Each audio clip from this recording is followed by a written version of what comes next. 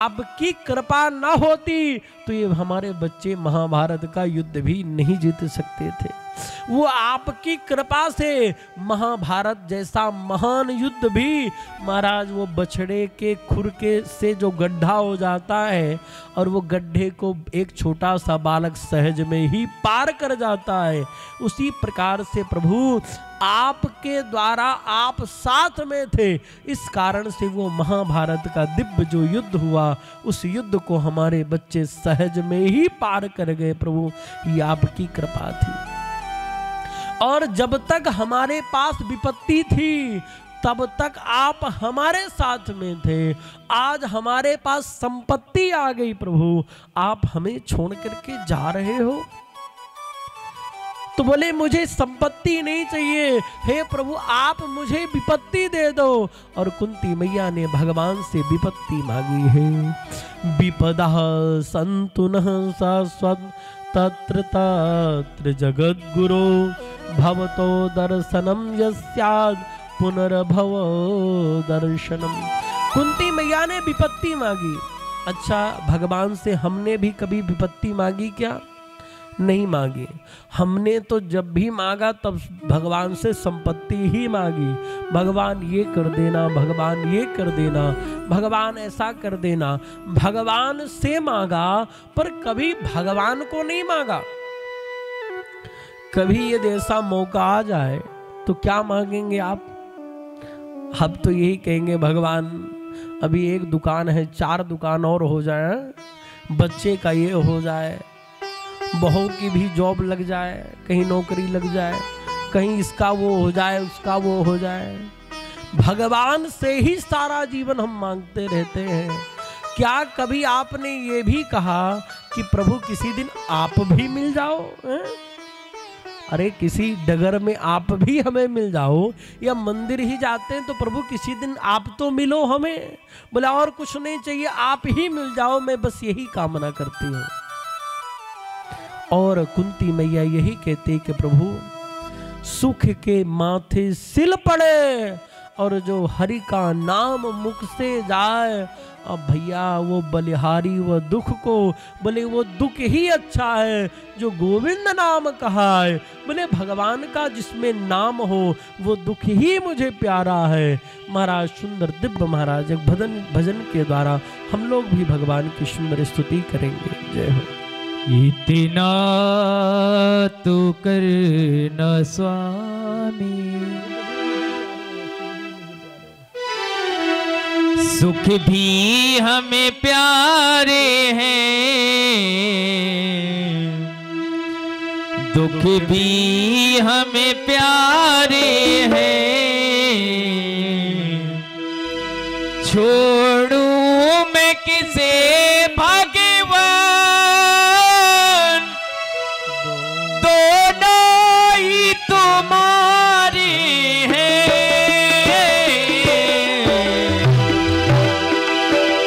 सुख भी हमें प्यारे हैं,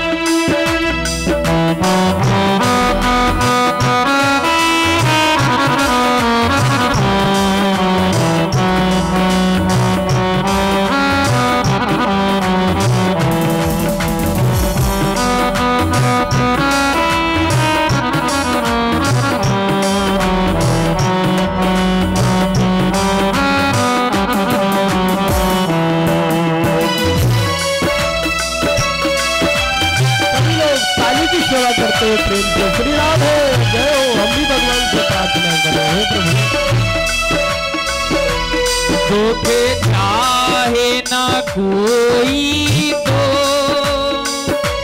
सुख दुख चाहे ना कोई भी, सुख को तरसते हैं। दुख चाहे ना कोई तो सब सुख को तरसते हैं। सुख में सब हंसते हैं, दुख में सब रोते हैं। सुख में सब हंसते हैं, दुख में सब रोते हैं। सुख मिले जिसे उनके तो दुख भी तो सहारे हैं। छोड़ू मैं किसे भगवान, दोनों ही तुम्हारे हैं। वो भी हमें प्यारे हैं, तुम्हें भी हमें प्यारे हैं।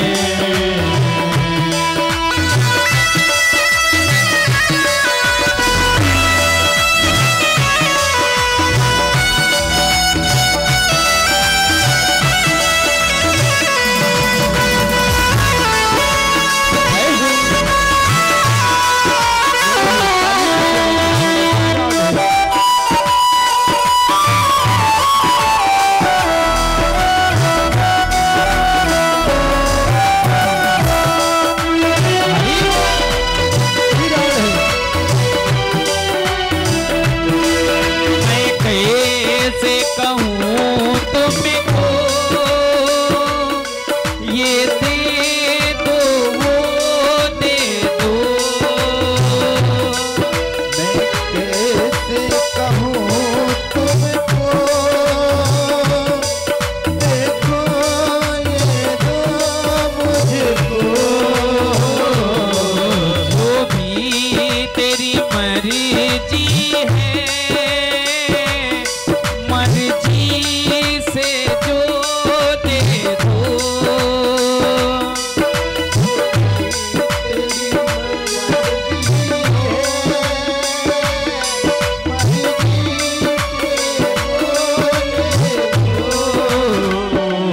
मैंने तो आगे अपने हाथ पसारे हैं। छोड़ू मैं किसे भगवान, दोनों ही तुम्हारे हैं। भी हमें प्यारे हैं, दुख भी हमें प्यारे हैं।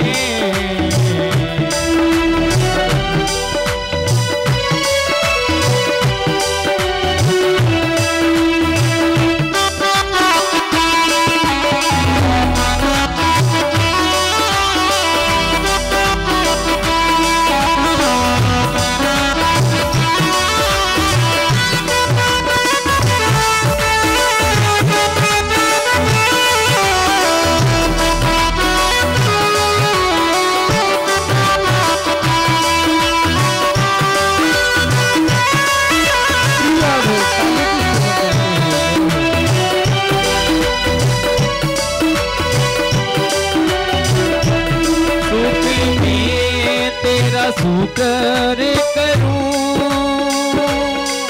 दुख में फरियाद करूं। दुख में तेरा भजन करूं, दुख में फरियाद करूं। जिस हाल में तुम्हें रखो, मैं तुमको याद करूं। जिस हाल में तुम रखो, मैं तुमको याद करूं। याद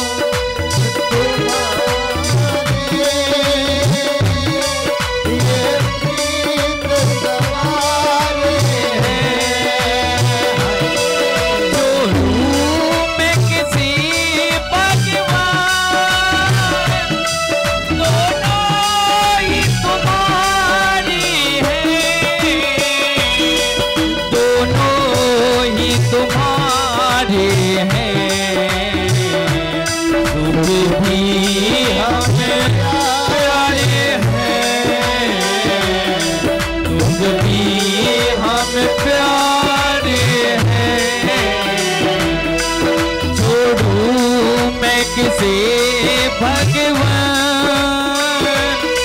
दोनों ही तुम्हारे हैं, सुख भी हमें प्यारे हैं, दुख भी हमें प्यारे हैं, सुख भी हमें प्यारे हैं, दुख भी हमें प्यारे हैं। जोड़ू मैं किसी भगवान दोनों ही तुम्हारी हैं, दोनों भी तुम्हारे हैं, दुख भी हमें प्यारे हैं, दुख भी हमें प्यारे हैं। बोले कृष्ण कन्हैया लाल की जय। जय जय श्री राधे श्याम।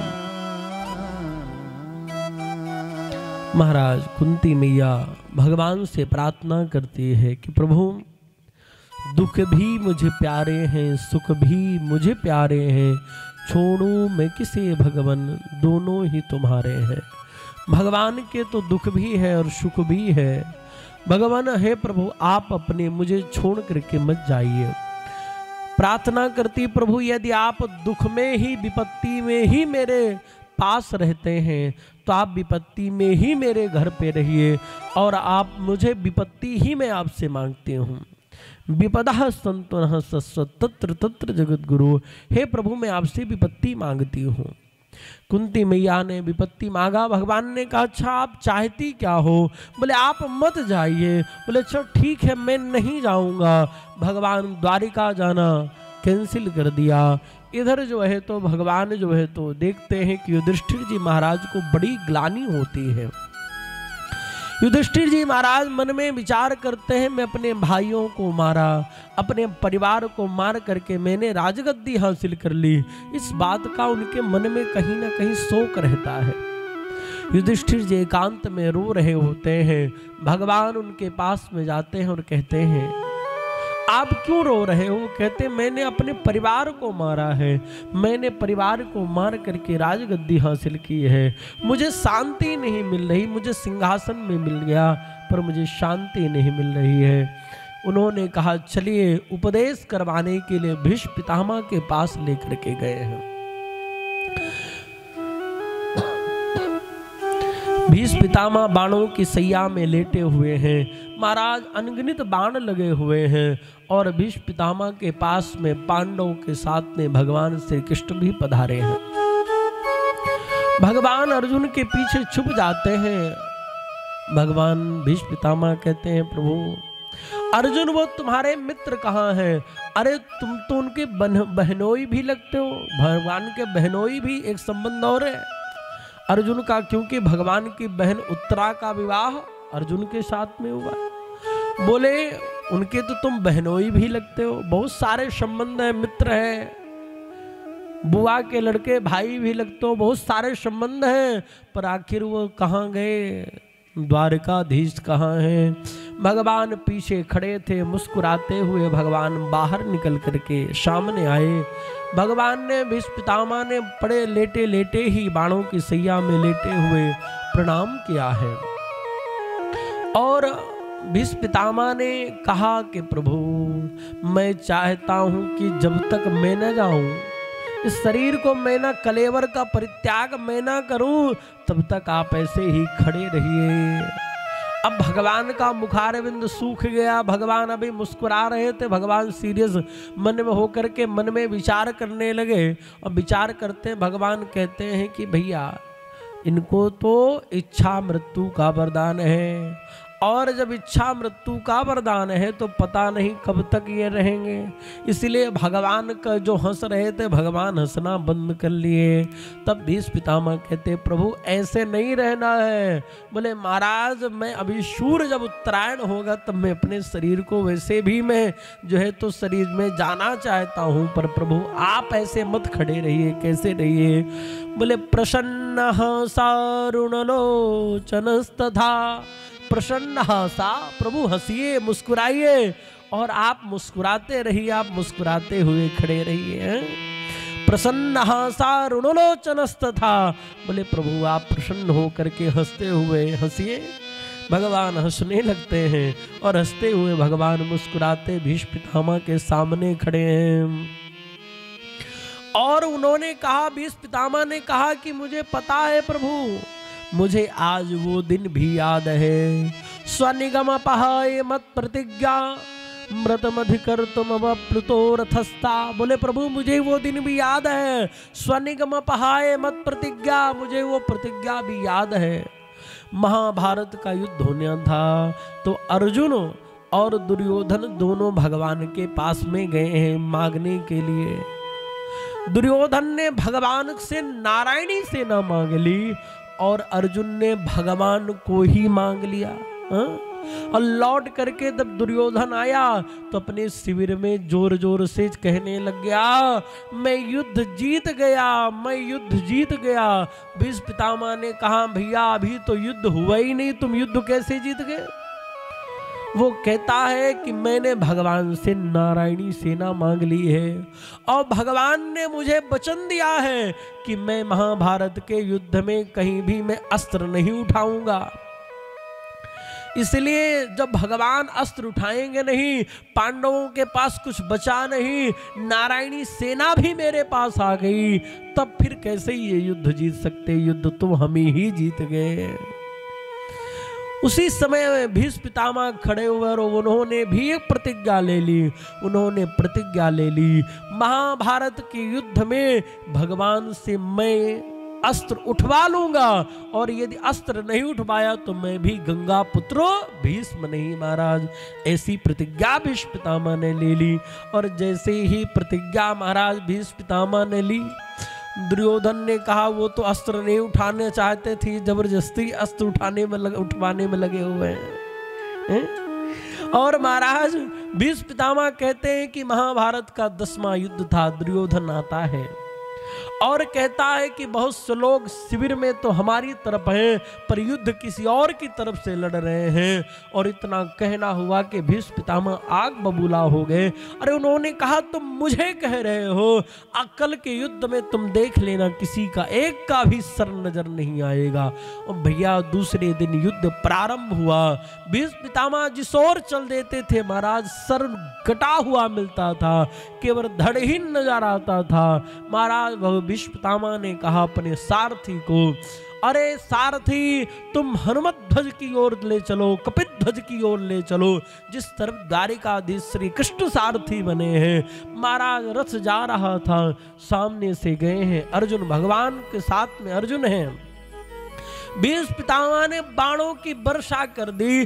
अर्जुन उठाना चाहते हैं, मारना चाहते हैं। भगवान समझा रहे अर्जुन तू क्या सोच रहा है, अरे तू युद्ध लड़, तेरे सामने कोई और नहीं खड़े हैं, अरे ये भीष्म है।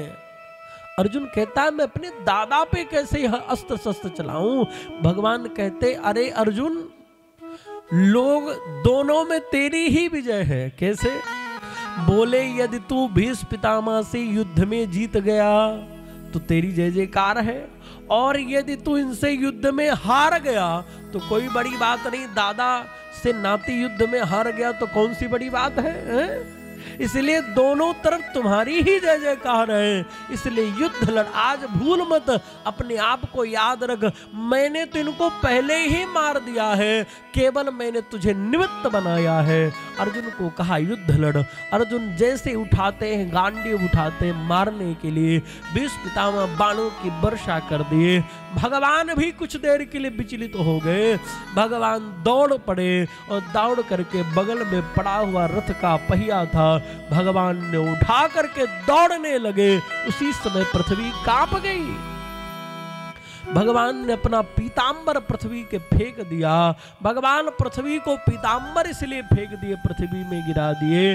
भगवान कहना चाहते हैं पृथ्वी डर गई, क्यों कंपायमान हो गई। पृथ्वी कहना चाहती प्रभु आप अपनी प्रतिज्ञा तोड़े दे रहे हो, और हमें भी आपने प्रतिज्ञा दी है कि मैं जो है तो तुम्हारे पृथ्वी से समस्त भूमि से भार को हरण कर दूंगा। तो कहीं वो प्रतिज्ञा तो तुम नहीं भूल गए प्रभु, इसलिए पृथ्वी कांप गई। अब भगवान ने पीतांबर फेंक करके पृथ्वी को समझा दिया कि अरे पृथ्वी, मुझे तुम्हारी दी हुई प्रतिज्ञा याद है, पर मेरी अपनी कोई प्रतिज्ञा नहीं, मेरी एक ही प्रतिज्ञा है। क्या? बोले भक्त की प्रतिज्ञा को पूरी करना ही मेरी सबसे बड़ी प्रतिज्ञा है। भगवान दौड़ पड़े हैं, और जैसे भीष्म पितामह की ओर दौड़े, भीष्म पितामह भी रथ से नीचे उतार आए। भीष्म पितामह कहते हैं और हाथ जोड़ करके खड़े हो गए, चले आओ चाणक्य, चले आओ चले आओ, मैं इसी दिन का तो इंतजार कर रहा था। अरे प्रभु, आप मेरी प्रतिज्ञा पूरी करने के लिए आपने अपनी प्रतिज्ञा तोड़ दी है। भगवान तो जगह जगह महाराज प्रतिज्ञाबद्ध होते हुए भी भक्तों की प्रतिज्ञा पूरी करने के लिए अपनी प्रतिज्ञा तोड़ देते हैं। और यही बात एक बार भाष्यकार भगवान रामानुज स्वामी जी महाराज के साथ में भी एक बार भगवान ने उनको भी वचन दिया। तो भगवान ने वचन दिया, एक बार रामानुज स्वामी जी को मारने के लिए एक क्रमी कंठ निप अत्याचारी एक राजा था, और रामानुज स्वामी जी को मारने के लिए शैव मत वाला था। तो चाहता था कि चारों तरफ हमारा ही झंडा फहराए। तो रामानुज स्वामी जी को मारने के लिए उसने पूरी प्रक्रिया रची, और रचने के बाद रामानुज स्वामी जी की जगह कुरेश स्वामी जी राजा के यहाँ चले गए। और जब कुरेश स्वामी जी चले गए, तब कुरेश राजा ने आदेश दे दिया कि इनकी आंखें निकाल ली जाएं। कुरेश स्वामी ने राजा के इंतजार नहीं किया कि राजा आंख निकालेगा, विनती नहीं की।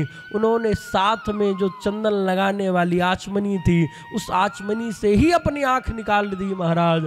अब भगवान जब नेत्रों से लहू बह रहा था,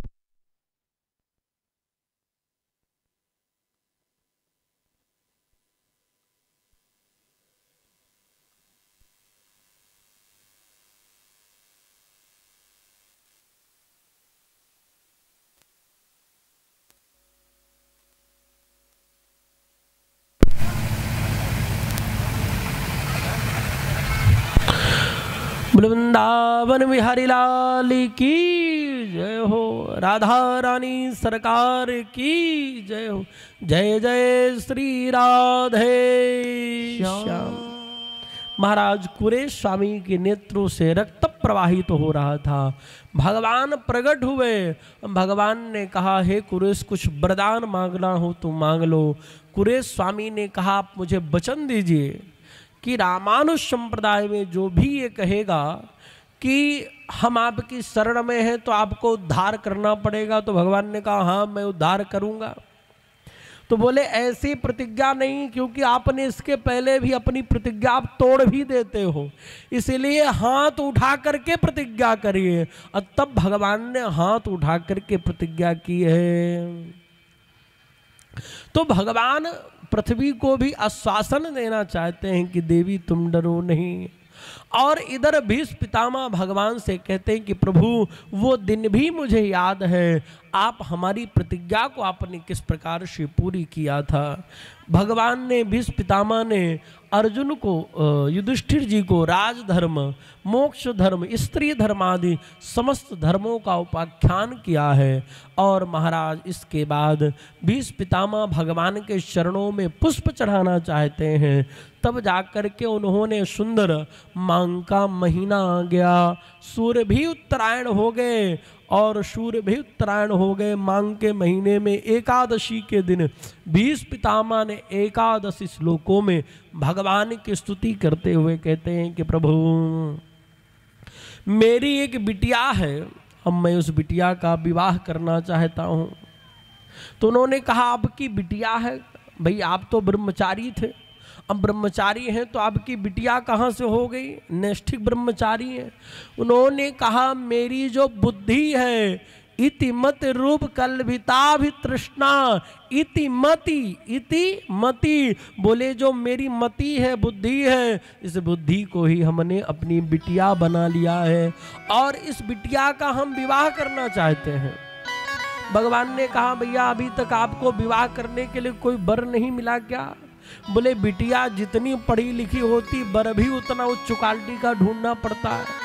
बोले हमारी बिटिया कैसी है? बोले बिटिया में कोई भी तृष्णा नहीं है, बोले इसमें कोई भी तृष्णा नहीं है और मैं अपनी बुद्धि रूपी बिटिया का आपके चरणों में अर्पण करते हूँ।